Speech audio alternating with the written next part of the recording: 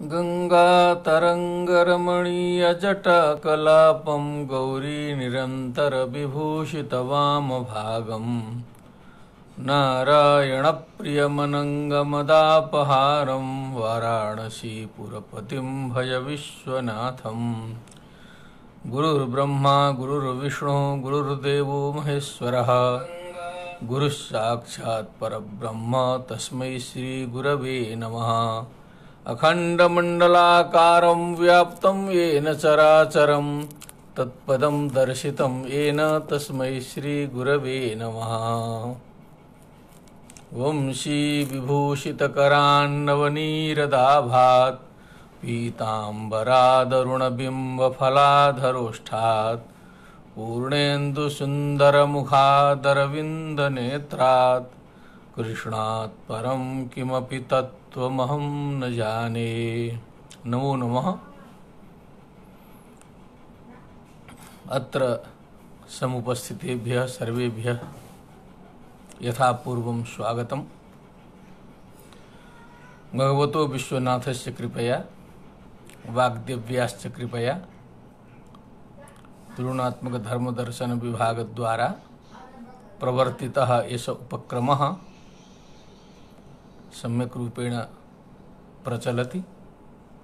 अद्य नवमं व्याख्यानं विद्यते। तत्र भवतां सर्वेषां सहृदयानाम् अत्र सहयोगः लभ्यते। भवतः सर्वान् विलोक्य अस्माकं समुत्साहः जागर्ति तराम। यत्र वयं प्राप्ताः तं प्रसंगम आदाय पुनः अग्रे वयं चर्चां विधास्यामः, विवेचनं विधास्यामः, चिन्तनं च विधास्यामः। नमो नमः। हम लोग धीरे धीरे मध्य में, एकदम समुद्र के मध्य में पहुंच चुके हैं। समुद्र में एकदम जो है समझ लीजिए लगभग कलेवर की दृष्टि से तो नहीं, लेकिन तत्व की दृष्टि से तो लगभग मध्य में पहुंच ही गए। मुख्य मुख्य वस्तुओं का सब विवेचन आ चुका है। अब उनका स्पष्टीकरण आता जाएगा। दुःखत्रय निवृत्ति जिज्ञासा से बात प्रारंभ हुई थी। जिज्ञासा जो है दुःखत्रय निवृत्ति, दुःखत्रय से संतप्त जो प्राणी है उनसे छूटने की जिज्ञासा करता है।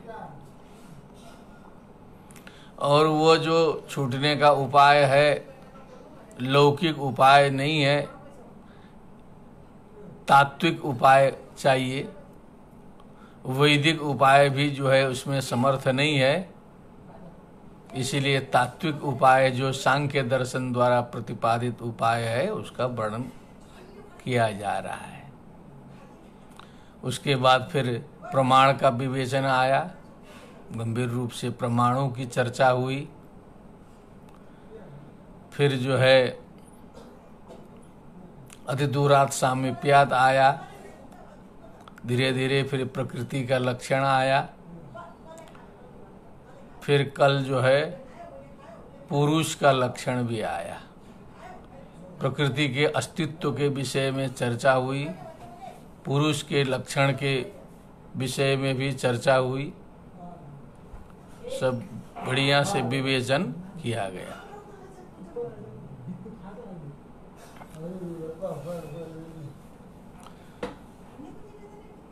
तो अब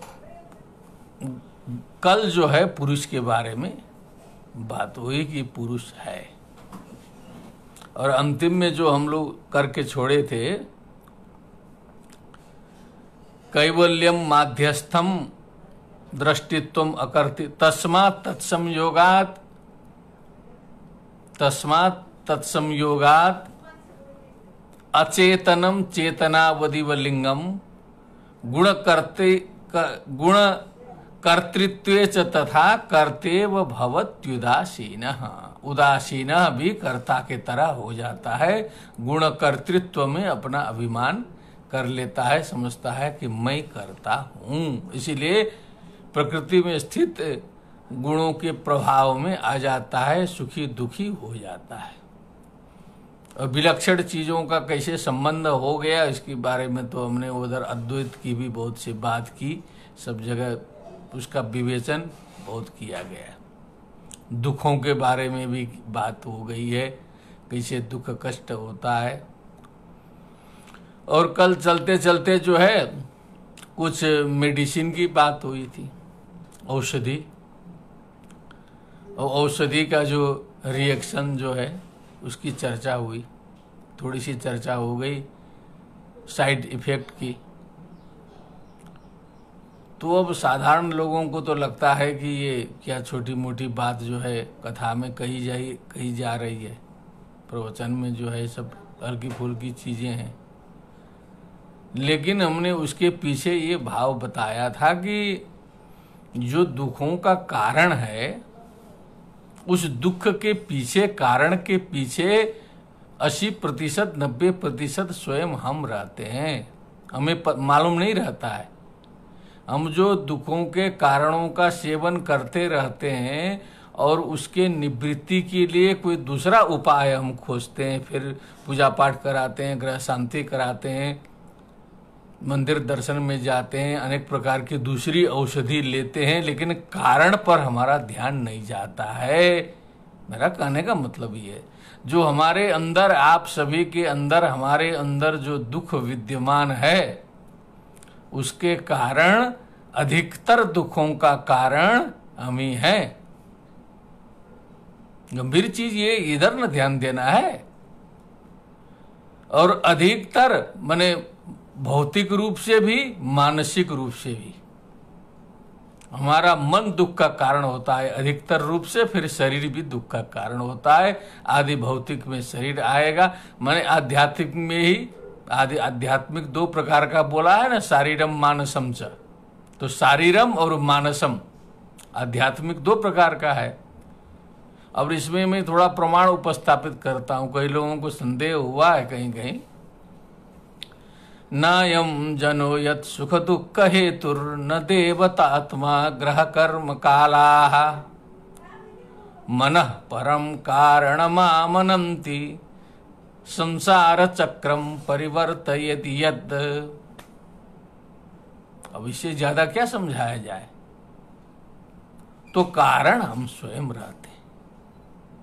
ये तो एक दवा का प्रत्यक्ष उदाहरण हो गया। कल दवा फेंकी गई है और लगभग 4-5% शरीर में यहाँ फायदा शुरू हो गया है। प्रत्यक्ष रूप से मैं निवेदन कर रहा हूँ आपके सामने। जितने भी शरीर में तकलीफ थी वो जो है दवा फेंकने के बाद जो है वो ठीक हो गया है, वो बीमारी घट गई है, 2% घट गई है। हमको विश्वास हो गया कि उसी से है। और जो दवा के कारण जो बीमारी जिसको दावे थे वो बढ़ेगा, फिर जो है उसके लिए फिर सोचा जाएगा क्या करना है, फिर अलग सोचना पड़ेगा उपाय जो है। समझ में आ गया? क्लियर। और संसार में थोड़ा सा विचार करें, पूरी दुनिया में हम लोग हैं, हम लोग के पास में एक छोटा सा घर होता है, हम लोग को लगता है कि इस घर को और बड़ा बना दें, मन मानता नहीं है। विदेशों में और ज्यादा होड़ लगी है, बड़े बड़े घर हैं, देश विदेश में सब वही हालत है। मन में आया पैसा कमा रहे हैं, लोन मिल रहा है, मकान बना ले।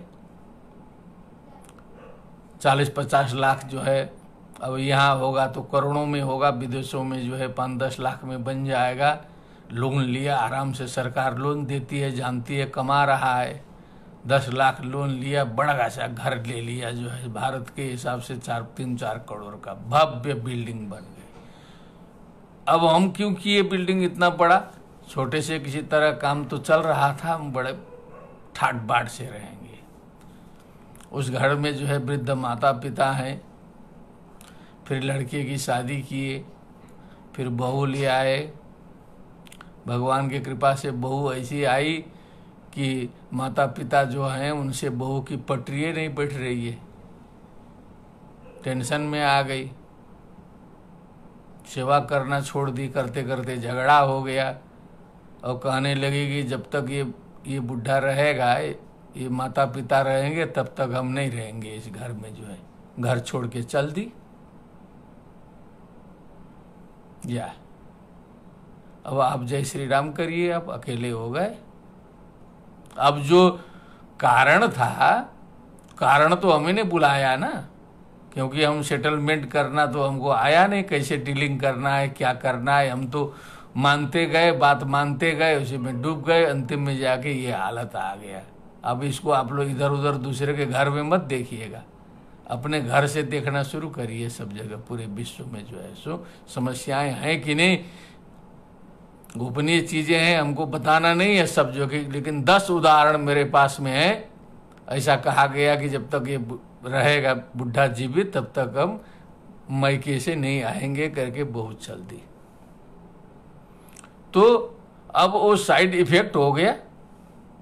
हम तो दवा बढ़िया बनाए, लेकिन उसका जाके दूसरे जगह प्रयोग कर दिया। अब इतना बड़ा मकान वकान नहीं देखता तो दिमाग नहीं टेंशन आता, फिर जो है सो छोटे से कमरे में रहते, इधर उधर गरीबे बने रहते, तो कमाना खाना करता। बहू लाइए, उसको भी कहिए जाओ तुम भी कमा के ले आओ, 4 घंटा काम करके तुम भी आओ, कुछ कमा के ले आओ, ईंटा ढो, जो कर सकती है करो, जो है सो सब लोग कमा के खाएं विदेश के स्टाइल में, जो है तब दिमाग ठीक रहता। जो है 4 घंटा काम करके आते, फिर भोजन बनाते, बाल बच्चा देखते, सब करते, फिर उतना समस्या नहीं रहता। और हम अपना आनंद के लिए, सुख के लिए परिवार बढ़ा देते हैं 50 परिवार। वो परम बवाल का घर जो है सो, वो हम आनंद के लिए इतना बड़ा बनाए, करते करते अलग नहीं हुए, बड़ा ठीक है। तो 50 हैं, तो किसी का पैर टूट रहा है, किसी दिन किसी का फोफड़ा फूट रहा है, किसी दिन किसी को, एक को कोरोना हो गया तो सबको टेस्ट कराइए, तो किसी को उल्टी हो रहा है, कोई कहाँ हो रहा है, आपको एक दिन चैन से बैठने को नहीं मिलेगा।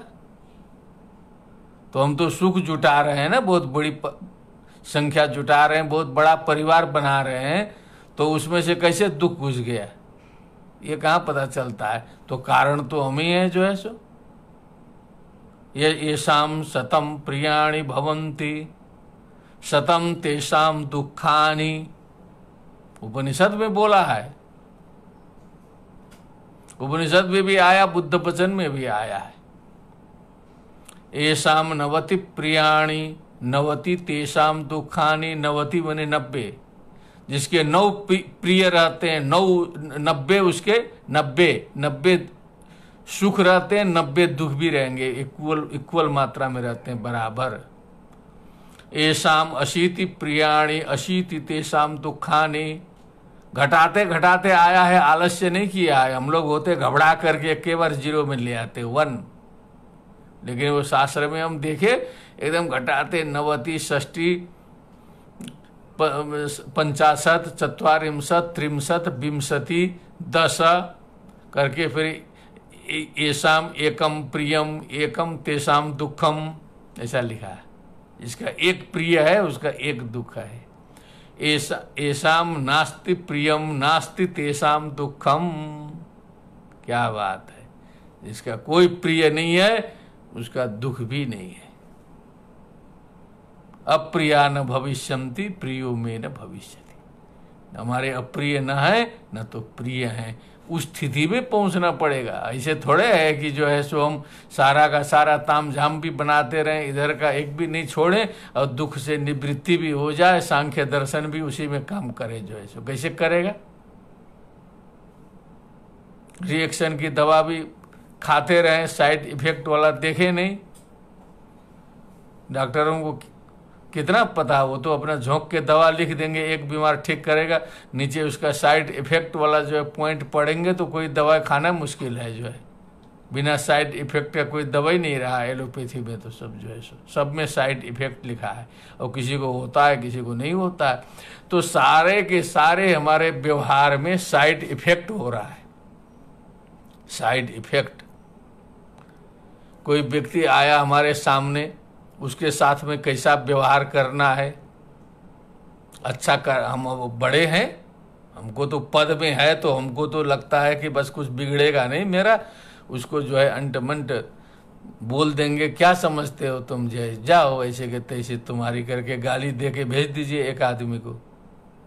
एक आदमी जाएगा 10 आदमी को सुनाएगा, और बाद में आपका पद नहीं रहेगा। किसी दिन भगवान की कृपा से वो जब गुस्सा आ जाएगा, कुछ नहीं है तो नेता बन जाएगा। नेता बनना तो सरल है जो है सो।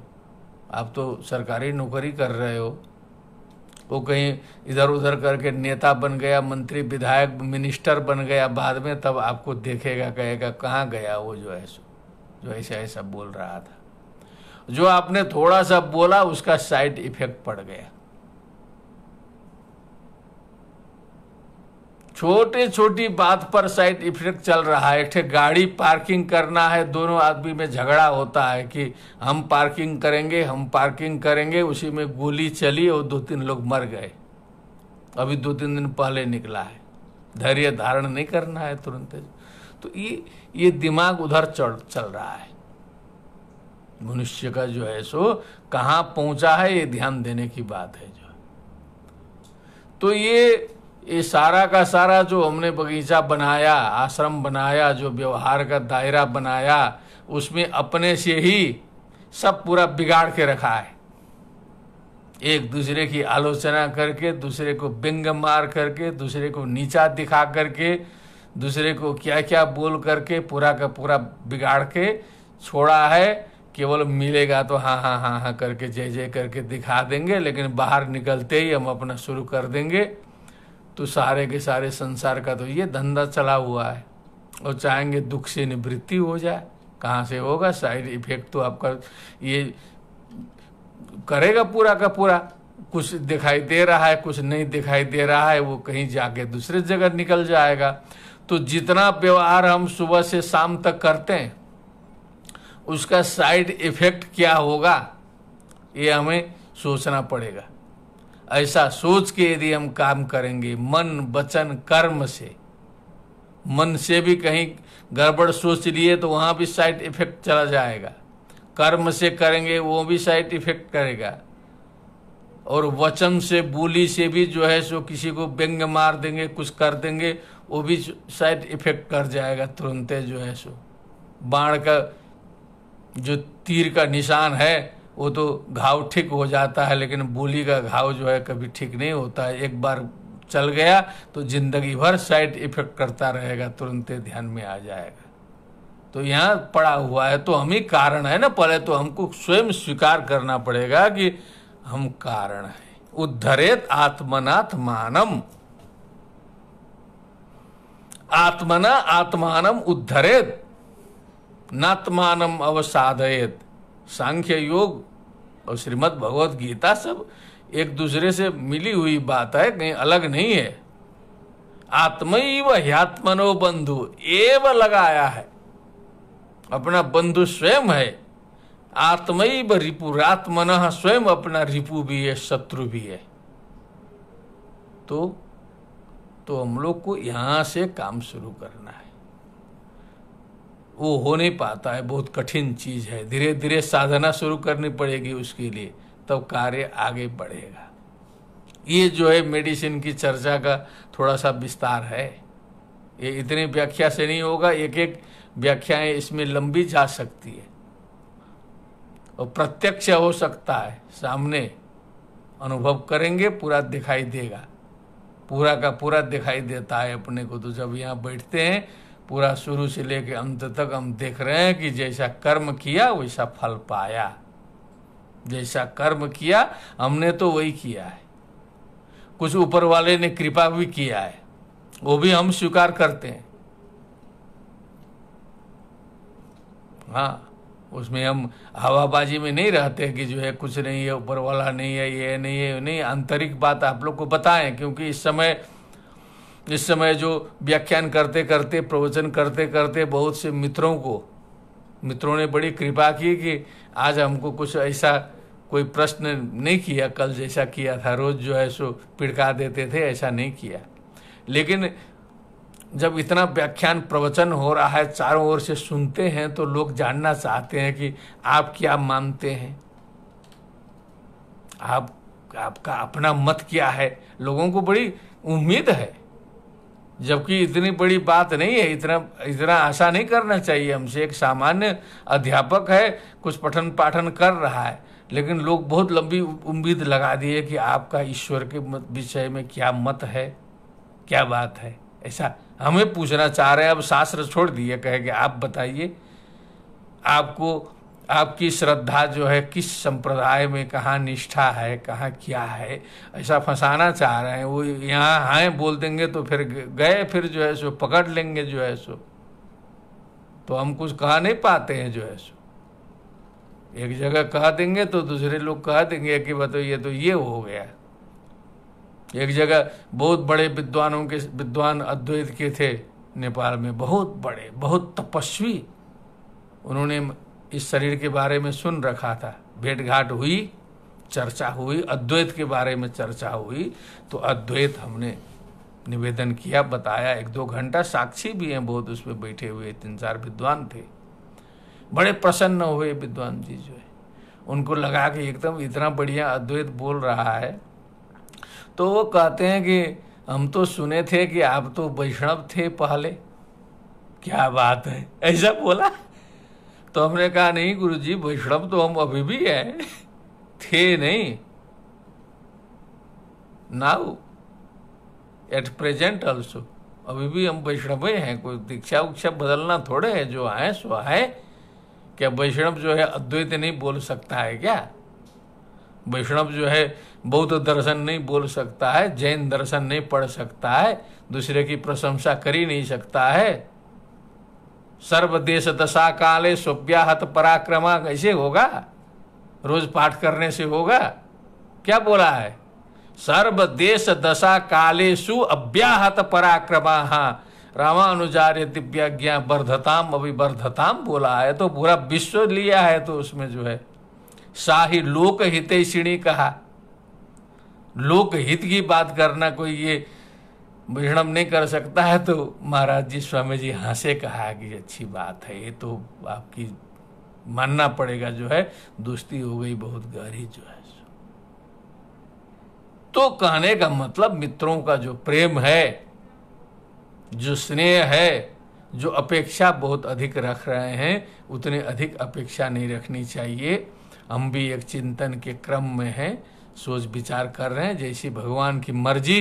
दुर्योधन भी कहता था जानामि धर्मम न च मे प्रवृत्ति, साफ साफ महाभारत में, जानाम्य धर्मम न च मे निवृत्ति। धर्म अधर्म तो सब जानते हैं। कौन ऐसा आदमी है जो धर्म अधर्म, पाप पुण्य, कृत्य अकृत्य, करणीय अकरणीय, शुभ अशुभ, आचरणीय अनाचरणीय, सदाचार दुराचार, कौन नहीं जानता है? विवेकी मनुष्य, आज का पढ़ा लिखा आदमी।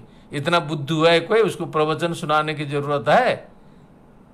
सारा सुनने के बावजूद फिर बदमाशी नहीं छोड़ता है। तो दुर्योधन तो बहुत चालाक है, चालाकी मारता है। कहा केना भी देवे न हृदय स्थिते न यथा नियुक्तोस्मि तथा करोमि। मेरे अंदर भी कोई देवता बैठा है, वो जैसा कराता है वैसे करता हूं। तो बदमाशी भी तो वही देवता करा रहा है, जब सब कुछ वही कराता है। तो वाह, ये भी तो उपाय है। जब भगवान के बिना पत्ता नहीं हिलता है तो हम गड़बड़ कर रहे हैं, तो वो कौन करा रहा है?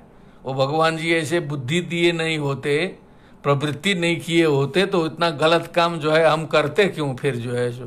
तो ये भी सब उन्हीं की लीला है। तो इसलिए ये केवल तत्व ऐसा चीज नहीं है कि हम उसको मुट्ठी में बांध लें। चिंतन मनन करते रहें, जिसको होगा उसको होगा। वो गुरु कृपा, भगवत कृपा, आचार्य कृपा, सब पूर्व जन्म की संस्कार की कृपा होगी। तो यहाँ का प्रसंग ये है कि जो चेतन पुरुष है वो अचेतन प्रकृति के साथ संबंध होने के कारण वो अपने को भी जो है सक्रिय के तरह मानने लगा, कर्ता के तरह अनुभव करने लगा। और निष्क्रिय जो प्रकृति थी वो भी चेतन पुरुष के संपर्क में आकर के अपने को सक्रिय मानने लगी। यहाँ पहुंचा है पॉइंट। अब आगे चलें। अब प्रश्न आया कि इन दोनों का विलक्षण वस्तुओं का संबंध कैसे हुआ? विलक्षण चीज हैं दोनों।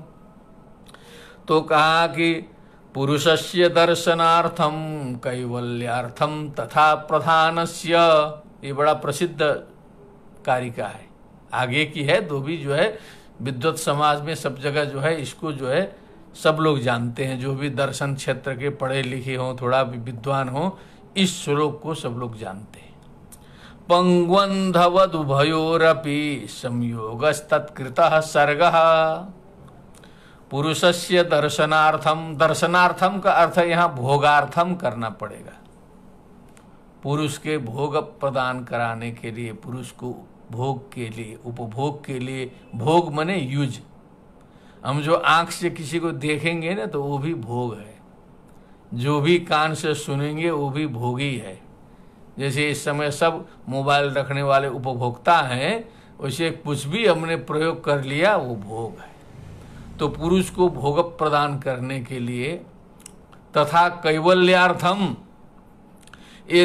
ये दुख त्रय से उद्वेजित होकर के, प्रकृति के दुखों से उद्वेजित होकर के उसके मन में कैवल्य का विचार आएगा। प्रकृति नहीं रहेगी तो फिर उसमें विचार कहाँ से आएगा? कम से कम हम लोग इस प्रकृति में हैं, तब ये जिज्ञासा करने का भी जो श्रेय मिल रहा है, भाव मिल रहा है, अवसर मिल रहा है, ये सब है तब न हो रहा है। ये जो अनित्य है तब नित्य की बात हो रही है। तो कैवल्यार्थम, ये जो है दुख से निवृत्त होने का जो भाव है ये भी उठ रहा है। तो इसमें प्रधान का योगदान है। तो अब प्रधान जो है इसलिए पुरुष के साथ में दो काम के लिए जुड़ा है। प्रधान माने प्रकृति, प्रकृति करना है जुड़ी है, प्रधान माने जुड़ा है।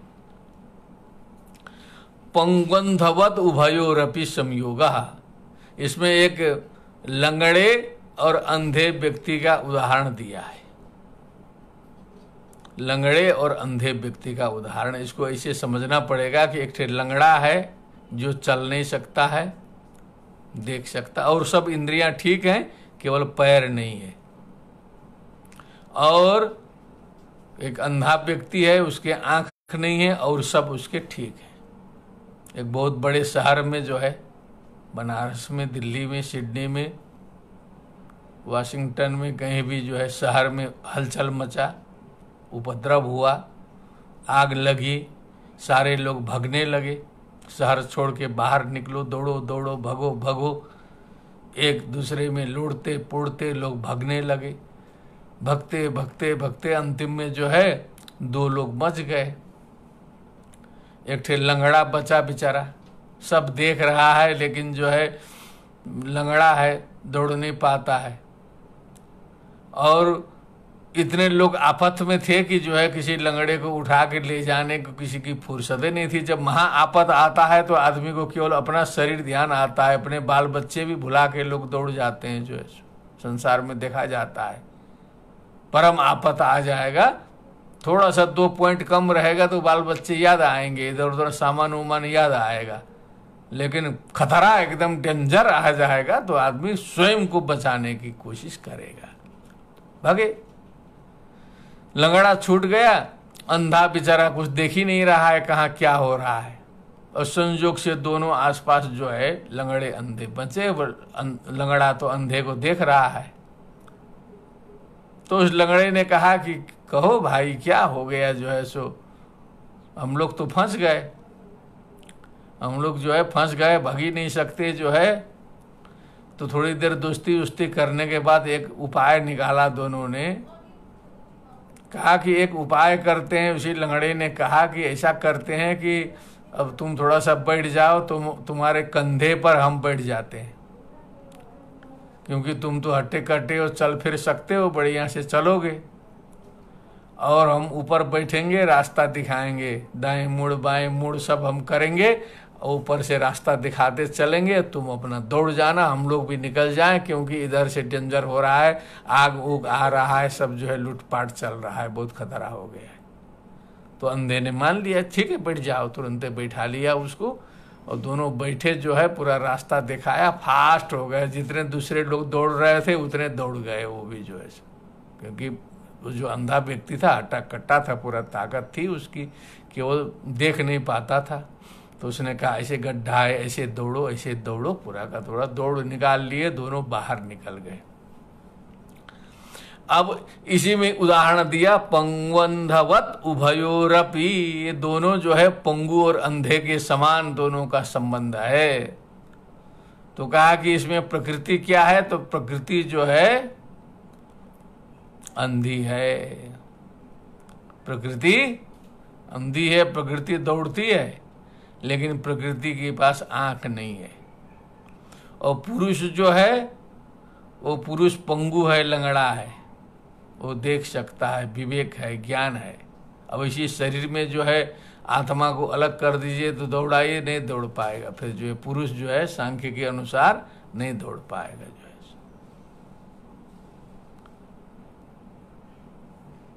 अब संयोग हो गया, दौड़ रहा है।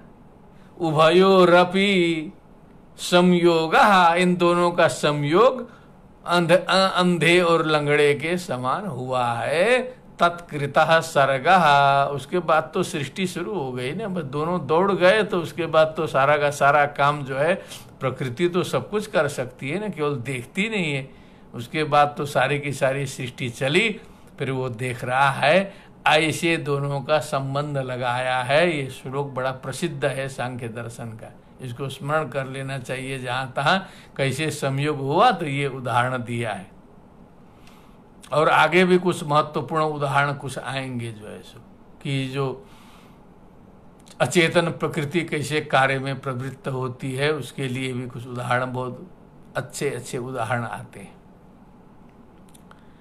पुरुषस्य दर्शनार्थम कैवल्यार्थम तथा प्रधानस्य पंगवंधवद उभयोरपि संयोगस्तत्कृतः सर्गः। चलिए, ये 21वां श्लोक, 21वें कारिका हो गया। श्लोक भी है, कारिका कहते हैं इसमें, सांख्य कारिका। अब इसके बाद आया, अब ये तो महत्वपूर्ण कारिका और आई, जिसका वर्णन यद्यपि हो चुका है लेकिन ये भी बहुत प्रसिद्ध है, काफी लोगों को याद रहता है ये भी। प्रकृते महांस्ततोऽहंकारस्तस्माद् गणश्च षोडशकः तस्मादपि षोडशकात् पंचभ्यः पंचभूतानि। ऐसे मैं बता चुका हूँ पहले, शुरू में इसकी व्याख्या हम कर चुके हैं, वर्णन कर चुके हैं, लेकिन आया यहाँ 22वें श्लोक के रूप में आया। कैसे सृष्टि हुई है? प्रकृते महान, महान मने महत, महत मने बुद्धि। प्रकृति तत्व से, प्रकृति क्या है? सत्व रजस तमो गुण की साम्यावस्था प्रकृति, वहाँ से महान महत तत्व की उत्पत्ति होती है। ततो अहंकार, उसके बाद अहंकार की उत्पत्ति होती है। अहंकार में अहम, मैं जो हम बोलते हैं अहं तत्व, वही अहंकार है, वो अलग से लगाया उसको जो है सो। तस्मात् गणश्च षोडशकः, उसके बाद 16 का गण, मने एकादशे 10 पंच ज्ञानेन्द्रिय, पंच कर्मेंद्रिय और पंच तन्मात्रा। पंच ज्ञानेन्द्रिय, पंच कर्मेंद्रिय, पंच तन्मात्रा और मन, तब 16 होगा ना। तस्मात् मने उस अहंकार से, अहंकार से कैसे कैसे होगा सब आगे आएगा। इसी में तो ग्रंथ समाप्त होगा ना, सब एक एक चीज का बता के छोड़ेगा, कोई बात गुप्त रखेगा नहीं। यही सांख्य कारिका की विशेषता है, बिना कथा सुनाए तत्व ही तत्व है। बिना कथा कहानी के सीधे सीधे ओरिजिनल तत्व ही तत्व वाला युक्त ग्रंथ जो है श्रीमद् भगवद गीता है, सांख्य कारिका है। नहीं तो सब में कुछ न कुछ कथा कहानी समझाने के लिए जो है मिलाई जाती है। लेकिन इसमें इसीलिए ग्रंथ के अंतिम में लिख भी दिया है, आख्यायिका विवर्जिता चापी। ग्रंथ समाप्ति करते समय लिखा है उन्होंने कि यहाँ आख्यायिका नहीं है, यहाँ कथा उथा नहीं कही गई है, सीधे सीधे मक्खन निकाला गया है। इसीलिए जो इसमें जो प्रवृत्ति है, इसमें जो श्रोता सुनते हैं वो ज्ञान मार्गी श्रोता ही इसमें उपस्थित होते हैं, जितने भी आप लोग दिखाई दे रहे हैं, और जो फिर रात्रि से लेके कल तक परसों तक श्रवण करेंगे, हमेशा वो ज्ञान मार्गी रहते हैं। वो कथा कहानी वाले श्रोता जो है बाजा बजाने वाले नहीं है, वो तत्व वाले जो है वो ज्ञान मार्गी श्रोताओं की प्रवृत्ति इस तरह की बात में होती है, अलग अलग है ना। वो सीधे श्रोता स्पष्ट समझ में आ जाता है, जो है कई बार अनुभव किया गया है कि अब हम लोग व्याख्यान करेंगे तो हम लोग को भी कुछ श्रोता मिल जाएंगे, लेकिन हम लोग को ज्ञान मार्गी वाले तत्व वाले श्रोता मिल जाएंगे। और जो नाच गाना भजन नृत्य डांस जिसमें करना है, जैसा करना है, माताजी लोगों की संख्या जो है हम लोग की कम रहेगी, जो है सो कुछ चिंतनशील लोग रहेंगे। माताजी लोग भी ऐसा नहीं है कि सब लोग जो है समझते न हो, बहुत बहुत बुद्धिमती होती हैं, बड़ा दिमाग होता है, लेकिन करुणा अधिक है तो भक्ति रस में ज़्यादा डूब जाएंगे, ज्ञान मार्ग में कम है। तो प्रवृत्ति भेद से जो है वो श्रोताओं की प्रवृत्ति होती है। तो हम लोग जो भी हैं, आप लोग सुन रहे हैं, जितने भी हैं वो समझ लीजिए ज्ञान मार्गी हैं। एक मित्र ने हमें, बड़े घनिष्ठ मित्र ने कहा, अमेरिका से कहा कि मित्र जी आपकी बात तो ऐसा है कि आपकी बात सुनने के बाद जो है इधर उधर की दूसरी बात, दूसरा प्रवचन सुनने का मन नहीं कर रहा है। सत्य बात बता रहा हूं, क्योंकि जब एकदम तत्व से ऊपर से आएंगे तो हमने भी हंस के कहा कि जब सीधे प्रेसिडेंट ट्रम्प से कनेक्शन हो जाएगा तो फिर नीचे ऊंचे के अधिकारी से क्या मतलब है।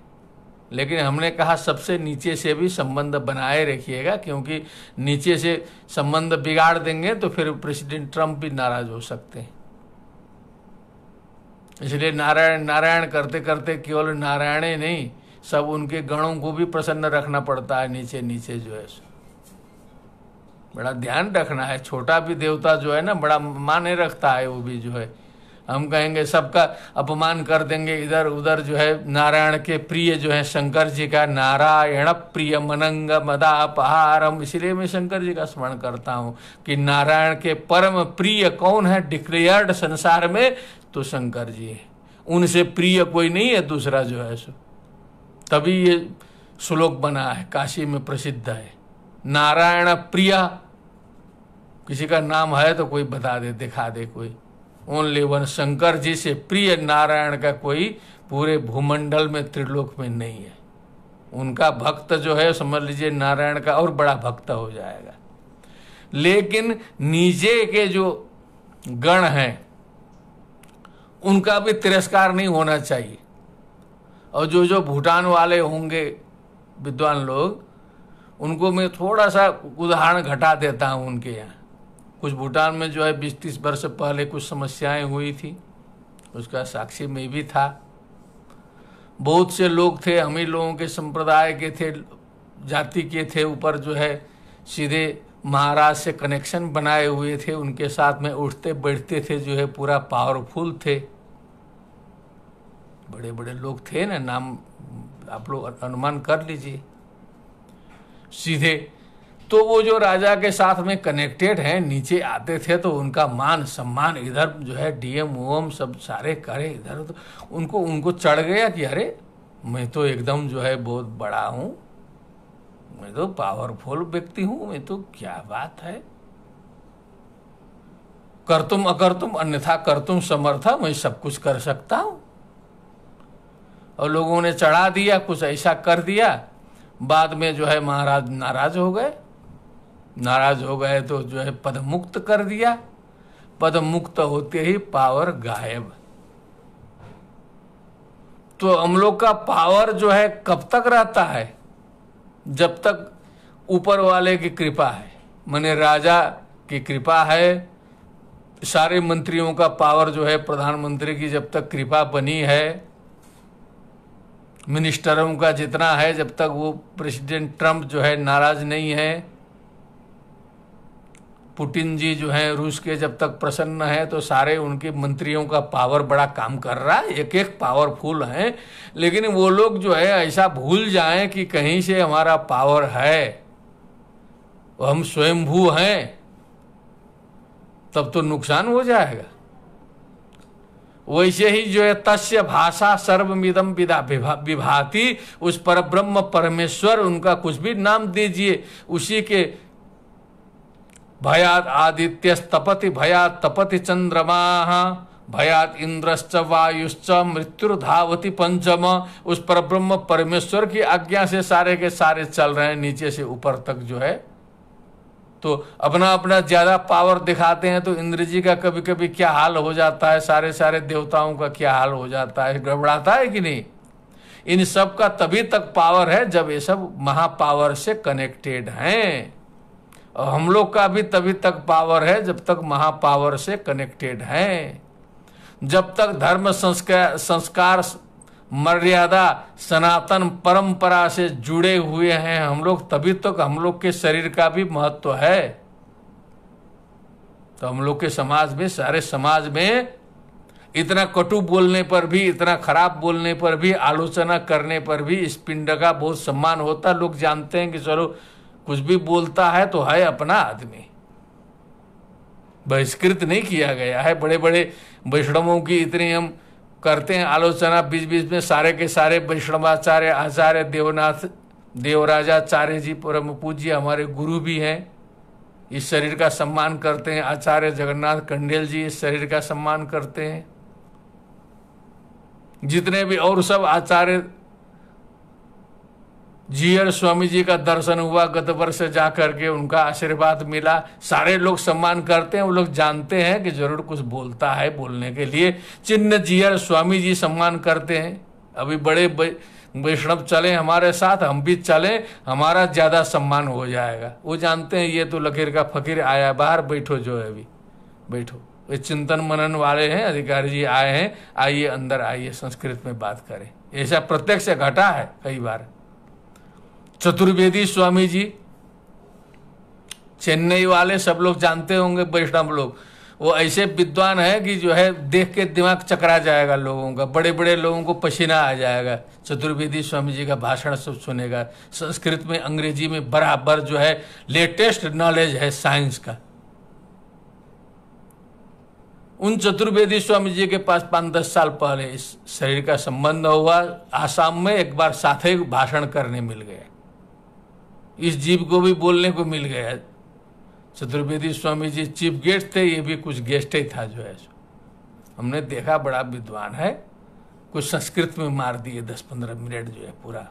अब हिंदी भी समझते ही हैं, पूरा व्याख्यान आधा घंटा का दिए। स्वामी जी को भी सोचना पड़ा कि समथिंग, वो भी कुछ है, अधिकारी है, वो मान गए। उन्होंने जाते जाते कहा कि अधिकारी जी आपको चेन्नई बुलाएंगे। बुलाया, चेन्नई गया, फिर वहां आधा घंटा भाषण दिया। हमेशा संबंध बना हुआ है, काशी आते हैं तो हमको पूछते हैं, इतने बड़े विद्वान, लेकिन ये उल्टा पुल्टा सुनने के बाद वो भी आनंदित होते हैं। उल्टा पुल्टा हम इसलिए विनाश करने के लिए नहीं बोलते हैं, उसमें कुछ भाव रहता है, इसलिए उधर ध्यान देने की जरूरत है, उधर विचार करने की जरूरत है, बुद्धि खोल के चलने की जरूरत है। आंख बंद करके चलने से कुछ होने वाला नहीं है आज के जमाने में। प्रकृते महांस ततो हंकार तस्मात् गणश्च षोडशकः, तस्मात् भी षोडशकात्। अब वो जो 16 हो गए और प्रकृति हो गई, महान हो गया, तो 16, 17, 18।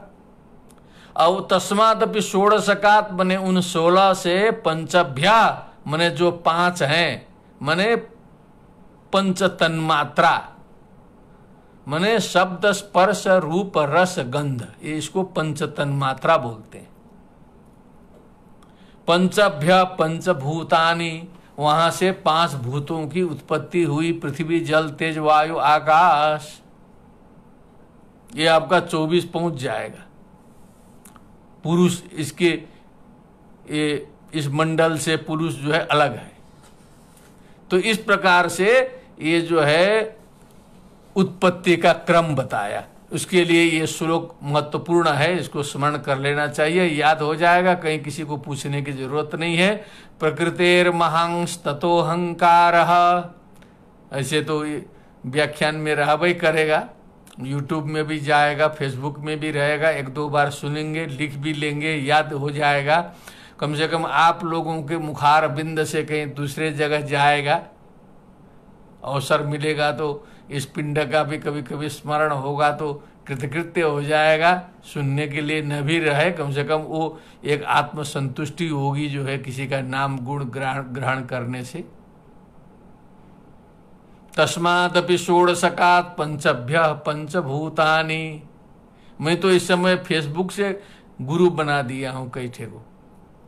वेदांत शास्त्र में एक ठे मणि द्राविड़ जी हैं, बहुत बड़े विद्वान हैं, तो कुछ कहीं कहीं गुत्थियाँ थी, अब वो यहाँ है नहीं, दूर रहते हैं, तो किसी ने कहा कि उन्होंने इस विषय में लिखा है, तो हमने जो है यूट्यूब से श्रवण किया और कुछ गुत्थियाँ खुली, कुछ समझ में आया, तो मन ही मन उनको मैं मान लिया गुरु। गुरु हम मान गए, जब भी मिलेंगे उस तरह से हम पेश आएंगे, हमारे गुरु हैं, क्योंकि ज्ञान वहाँ से हमने प्राप्त किया, हमारी कुछ पंक्ति लगी है वहाँ से। जो गुरु कोई प्रत्यक्ष रहने की जरूरत थोड़े है, श्रद्धा का विषय होता है वो। तो इस प्रकार प्रकृति की उत्पत्ति हुई। अब ये प्रकृति ये जो सारे तत्व बता दिया, प्रकृति की बात हो गई। अब थोड़ा सा बुद्धि का लक्षण बताएगा एक कारिका में।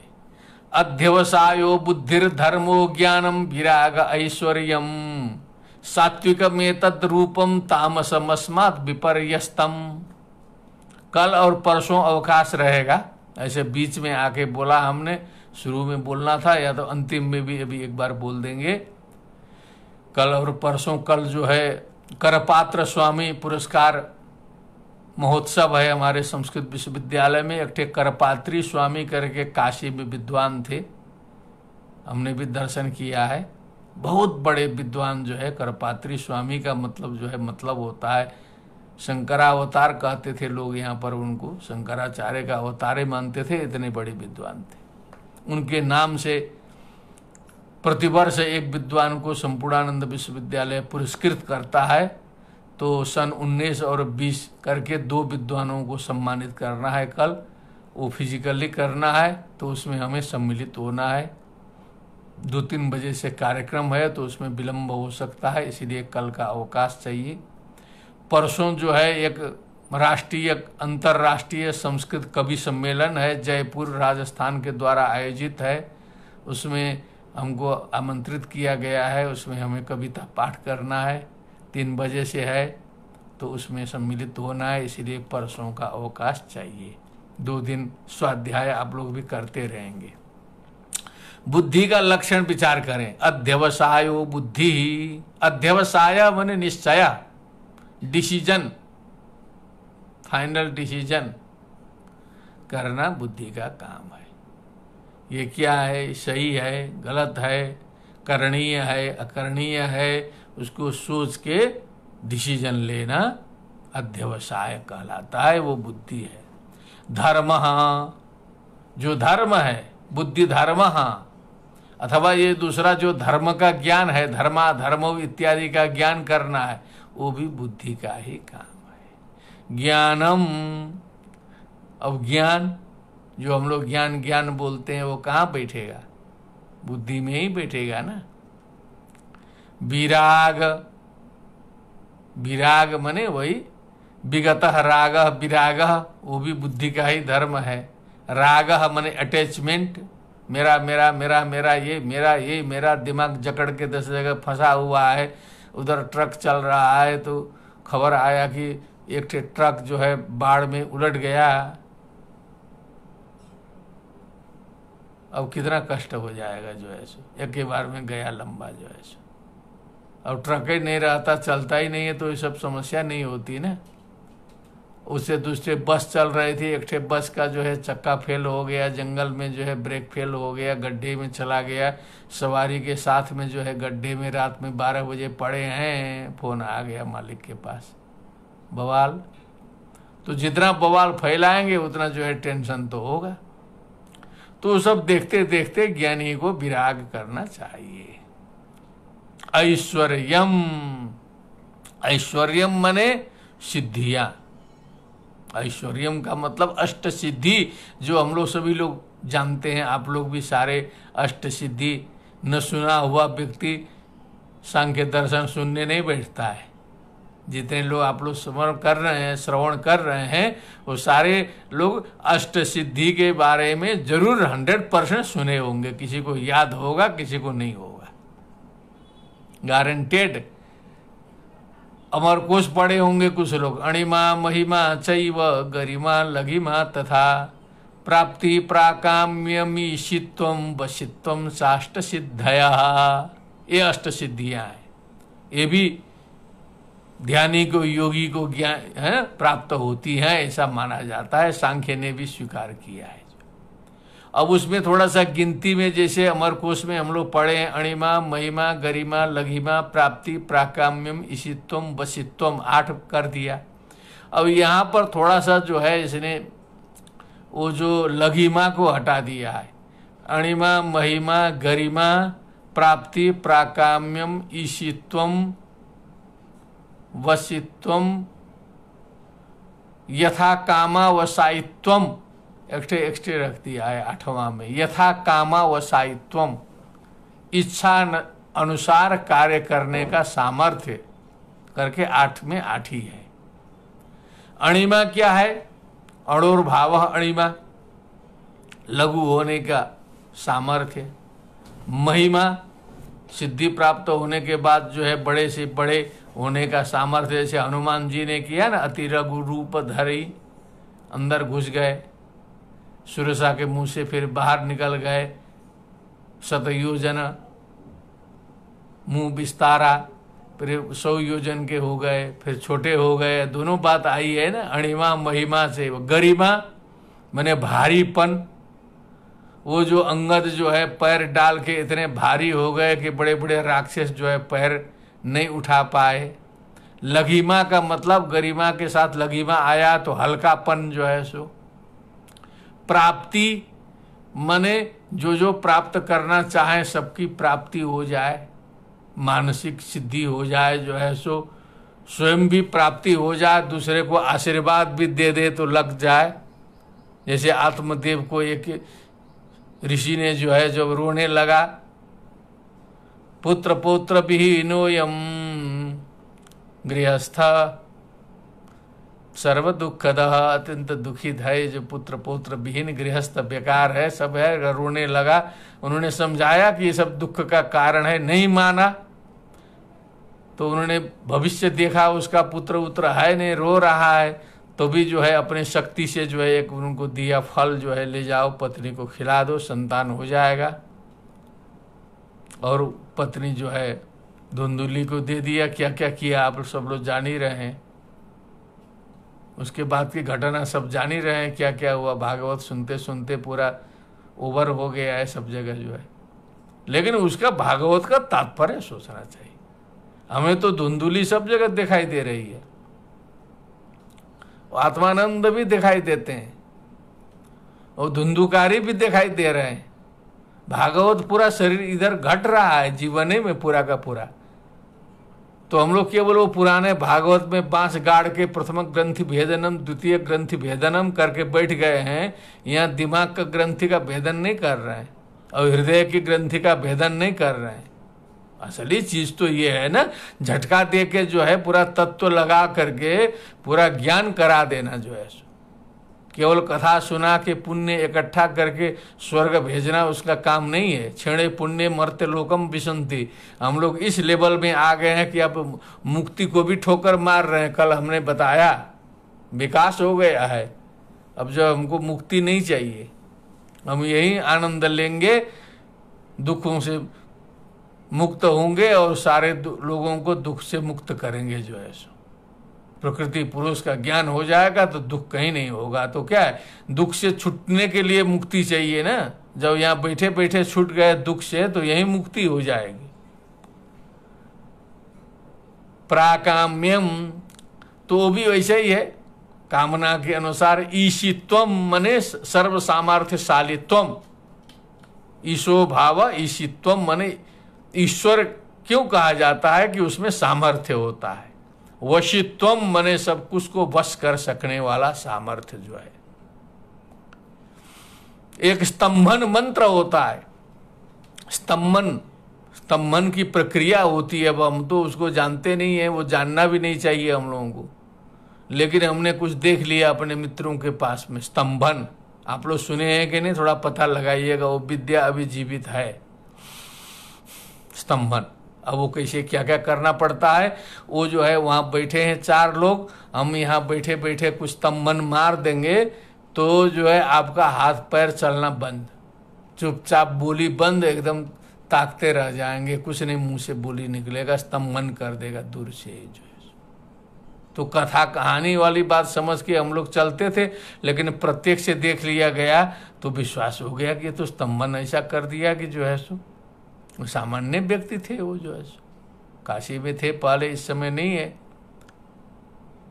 अब वो इसीलिए वो इतना ठाठ से चलते थे कि किसी से डरते हड़कते नहीं थे, बहुत गौरव से चलते थे जो है। छात्र ही, शोध छात्र थे, लेकिन बड़ा गौरव से चलते थे। जिसके पास ऐसा मूल मंत्र रहेगा तो किससे डरेगा जो है। स्तंभन है अपने पास में, कहीं कुछ करेगा स्तंभन मार देगा धीरे, वो कुछ करना ही नहीं है, बैठे बैठे कुछ जप दिए हो गया।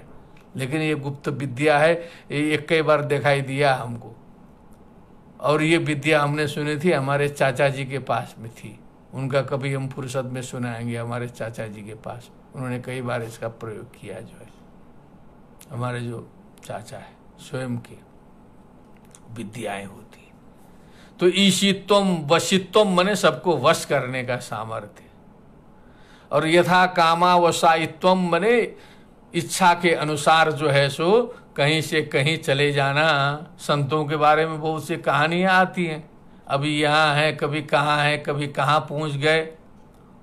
एक हमारे मित्र थे, वृद्ध मित्र जो है, वो 80 साल के थे, हम जो है 50 साल के थे, तो दोस्ती हो गई। बहुत बड़े विद्वान थे, वकील थे, सागर सिंह उनका नाम है, आज शरीर नहीं है।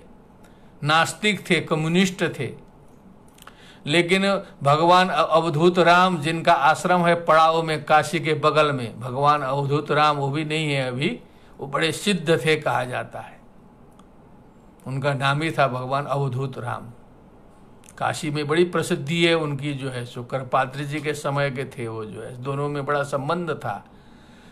तो ये जो सागर सिंह जी कभी कभी उस आश्रम में जाया करते थे, दर्शन वर्शन करते, नास्तिक होते हुए भी। तो भगवत अवधूत राम की थोड़ी सी दृष्टि पड़ी इनके ऊपर, ये नास्तिक है, आता है, कम से कम थोड़ी सी उन्होंने कृपा कर दी इसके ऊपर, थोड़ा सा मंत्र तंत्र लगाना शुरू कर दिया, प्रेम करना शुरू कर दिया। तो ये थोड़ा सा धीरे धीरे उनके ऊपर आकृष्ट हुआ। आस्तिक तो क्या बनेगा, नास्तिक ही था। और एक बार कहीं गाड़ी से जा रहे थे और गाड़ी हो गया एक्सीडेंट गाड़ी का, और गिर गया। उसके बाद ये ड्राइवर के बगल में बैठे थे, ड्राइवर गिर गया तो बेहोश हो गए। उसमें इनको आभास हुआ कि अवधूत भगवान राम आकर के स्टीयरिंग संभाल लिए और गाड़ी बचा दिए, गाड़ी गिरते गिरते बच गई। ऐसा इनको झलकी आ गया एक्सीडेंट में। और उसी समय अवधूत भगवान राम के यहाँ आश्रम में कुछ कीर्तन भजन चल रहा था। ये जो एक्सीडेंट हुई तो उस समय अवधूत भगवान ने राम थोड़ा सा विचलित हुए, उठ के अंदर गए, बाहर आए, कहे लोगों को चलने का ढंग भी नहीं है, कैसे चलते हैं, ऐसा बोल दिया। इतनी बड़ी बात खत्म हो गई। उसके बाद ये कुछ नहीं हुआ, गाड़ी बच गई, सब ठीक ठाक रहा। फिर लौट के आए तो ये जो है सो दर्शन करने आ गए। दर्शन करने आ गए तो भगवान राम ने कहा, कहो ठीक ठाक है, कुछ चोट पटक तो नहीं लगा, ध्यान दिया जाए। प्रत्यक्ष से मेरे साथ बताया है उन्होंने, चोट पटक तो नहीं लगा, शरीर ठीक है। हाँ महाराज जी सब कुछ ठीक है, हमने तो ऐसा ऐसा देखा जो है, आपकी झलकी आई थी जो है, क्या कर वो सर, अब बोलना है उसमें सरेंडर हो गया पूरा, इधर पूरा कम्युनिज्म भुला गया उनका जो है, मार्क्सिज्म माओवाद जितना था, नास्तिकता उक्षिता उड़ गया 80 वर्ष में जा करके। उसके बाद हमसे मुलाकात उनकी है, तब हमको सुनाया उन्होंने कि ऐसे ऐसे इस घटना से हम हिल गए। तब श्रीमद् भगवत गीता हम पढ़ने लगे तब इसको देखने लगे, तब मैं आध्यात्मिकता में आया हूँ। मैं तो ऐसे गांधीवाद का एक्सपर्ट पहले से माना जाता रहा, बहुत ज्ञान है। इतनी छोटी चीज से जो है झटका दे दिया, एक संत की कृपा हो गई। ये हमको प्रत्यक्ष बताया उन्होंने जो है, तो मैं भी मानना पड़ेगा ना कि सब जगह हम निषेध करेंगे, झूठ क्यों बोलेगा वो जो है नास्तिक आदमी आस्तिक बना है 80 वर्ष में जो है। तो ये सब सूक्ष्म चीजें हैं, ये सब सूक्ष्मता का जगत दूसरा है, सूक्ष्म जगत। ये बाह्य जगत से अंदर घुसना पड़ेगा तो सूक्ष्म जगत का दर्शन होगा। उस चेतना के जगत में जब जाएंगे तब ये सब बातें पता चलेगी, सिद्धि बुद्धि क्या होती है, कैसी होती है। उधर मुड़ेंगे तब, क्योंकि अभी तो हम लोग का मुंह इधर मुड़ा हुआ है, इंद्रियों का मुख इधर है, तो उधर का कुछ पता ही नहीं चलेगा। ये सत्य बात है। तो इसलिए बहुत ज्यादा जो है अभिमान नहीं करना चाहिए, जो है बहुत सावधानी से चलना चाहिए। भगवत कृपा हो जाएगी, कुछ न कुछ हो जाएगा तो जीवन कृतकृत्य हो जाएगा। बहुत ये दुर्लभो मानुषो देह बोला है। आज कोरोना में पता चल रहा है कि एक एक अंग का क्या क्या महत्व है। एक अंग बदलना पड़ेगा तो जो है 20 लाख 30 लाख। ये जो ऑक्सीजन हम लोग ले रहे हैं फ्री में, जो है 1 घंटे का 70,000 ले रहा है। दिल्ली में एक मित्र ने सुनाया 1 घंटा ऑक्सीजन का 70,000 फीस। अब समझ लीजिए 4 दिन एडमिट होंगे तो कितना पैसा लगेगा। ये सारा का सारा फ्री में निःशुल्क प्रकृति से उपलब्ध है। उसका सदुपयोग यदि हम अच्छे कार्यों में करें तो कितना उद्धार होगा जो है सो हमारा। हम तो देवता स्वयं बन सकते हैं। तो इसीलिए जो है सात्विक में तदरूपम तामसमस्मात् विपर्यस्तम। तो विराग ऐश्वर्यम, तो ऐश्वर्य की चर्चा हो गई। अणिमा महिमा गरिमा प्राप्ति प्राकाम्यम ईशित्वम वशित्वम यथा कामा वसायित्वम अथवा गरिमा लघिमा तथा किसी तरह जोड़ के 8 सिद्धियां हैं। उनकी बहुत सी व्याख्याएं हैं। ये 8 सिद्धियां।